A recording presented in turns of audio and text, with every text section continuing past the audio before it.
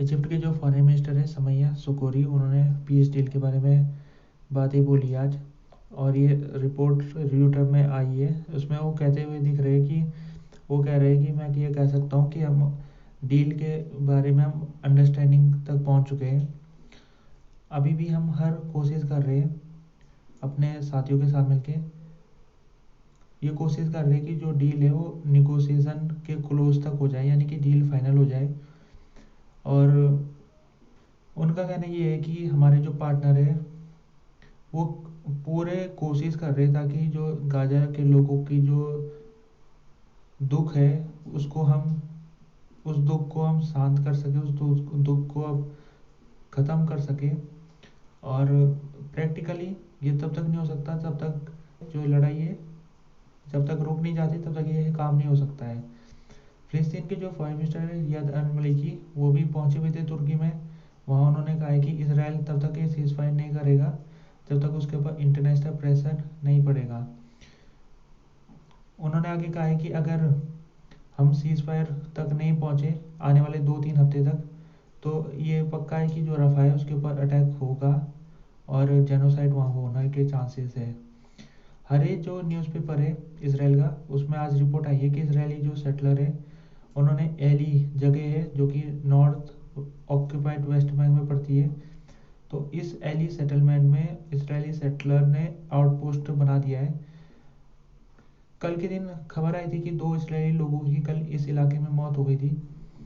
तो एली का जो इलाका है ये नेबुलस के साउथ में पड़ता है और रमाल्ला के नॉर्थ में पड़ता है। इसको 1984 में इसको फाउंड किया गया था और इसकी जो पॉपुलेशन है 4400 की है। तो कल 2 इसराइली लोगों की मौत हुई थी, तो उसमें से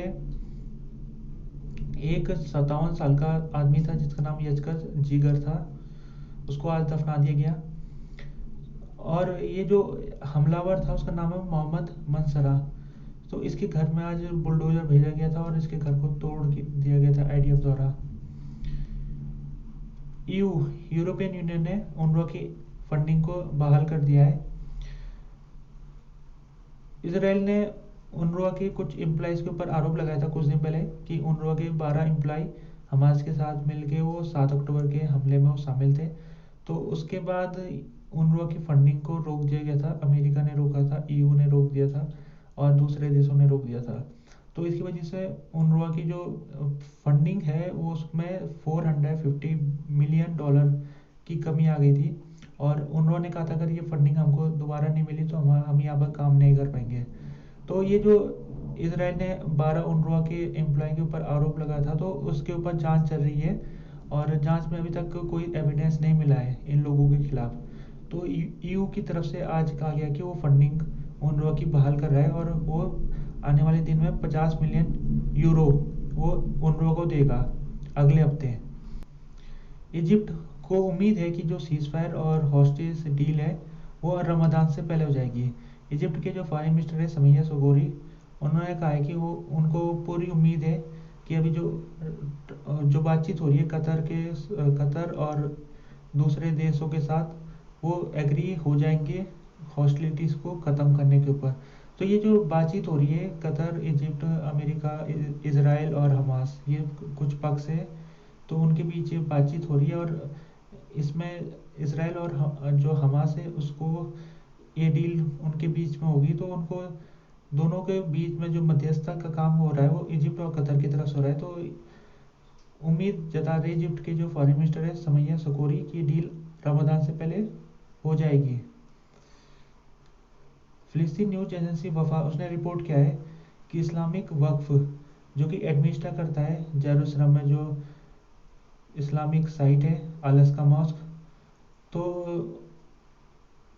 वफा ने रिपोर्ट किया है कि 20,000 वर्सी पर अल-अक्सा मॉस्क में पहुंच चुके हैं। और ये सब कुछ है जब यहाँ पर जो मॉस्क है उसमें काफ़ी रिस्ट्रिक्शन लगाया गया है इसराइल सिक्योरिटी फोर्स द्वारा, फिर भी 20,000 नमाजी वहाँ पर पहुंच चुके थे।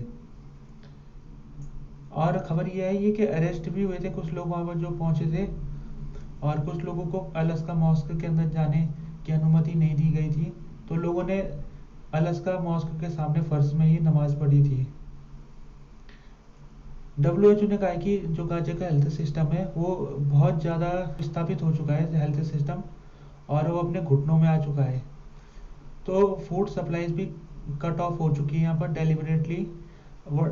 WHO के स्पोक पर्सन क्रिस्टिना लैंडमेयर, उन्होंने कहा कि हेल्थ सिस्टम जो गाजा का है आ, वो बहुत बुरी स्थिति में है। और उन्होंने आगे कहा है कि उन, उन्होंने ये भी लोगों को कॉशन किया है कि लोगों को ये नहीं भूलनी चाहिए कि जो फूड सप्लाई है गाजा के इलाके में वो जानबूझ के इसराइल ने बंद कर रखी है।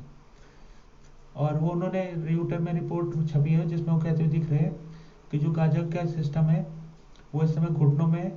जो भी लाइफ लाइन है गाजा की वो कट हो चुकी है। लोगों को में खाना उनके पास नहीं आ पा रहा है, पानी उनको नहीं मिल पा रहा है, किसी प्रकार की दूसरी सप्लाई भी उनके पास नहीं आ पा रही है। ये जो फूड सप्लाई है इसको डेलिबरेटली कट ऑफ किया गया है, इसको नहीं भूलना चाहिए। इसके अलावा एक सीनियर यूएन एड ऑफिशियल उन्होंने यूएन सिक्योरिटी काउंसिल में कल के दिन कहा था कि जो गाजा की पॉपुलेशन है वो फेमाइन से एक कदम दूर है, यानी भूखमरी से एक कदम दूर है।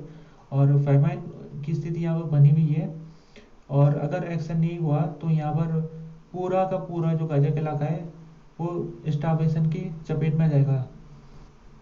आज के दिन खबर मिली है कि ईरान रेवोल्यूशनरी गार्ड का एक मेंबर की मौत हो गई है, उसको किल कर दिया गया था इसराइल स्ट्राइक द्वारा, और ये सीरिया में हुआ है।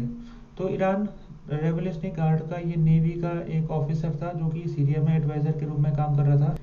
दूसरे जो ईरानियन मीडिया रिपोर्ट है उसमें बताया गया है कि इसका नाम रजा जलाई है, और इसके साथ 2 हिजबुल्ला के फाइटर भी मारे गए। इसराइल ने अभी तक कोई कमेंट नहीं किया है इस रेड के ऊपर। और स्टेट मीडिया जो लेबनान की है उसने रिपोर्ट किया है कि इसराइली रेड हुई थी जिसमें साउथर्न लेबनीज टाउन एतर अल सबाब में हुआ था हमला, और इसके अलावा कुछ और जगह पे भी हुआ है। तो इसराइल लगातार ये ईरान के जो रेवोल्यूशनरी गार्ड जो सीरिया और लेबनान में जो है काम कर रहे हैं उनके ऊपर इसराइल लगातार अटैक कर रहा है। उसने कुछ दिन पहले कमांडर जो ईरान रेवोल्यूशनरी गार्ड के थे कमांडर उनके ऊपर भी उसने स्ट्राइक किया था। तो इसराइल ये लगातार स्ट्राइक करता रहा है लेबनान और सीरिया के इलाकों में। वो जैसे 7 अक्टूबर के बाद से उसने कई बार स्ट्राइक इन दोनों इलाकों में वो कर दिया उसने।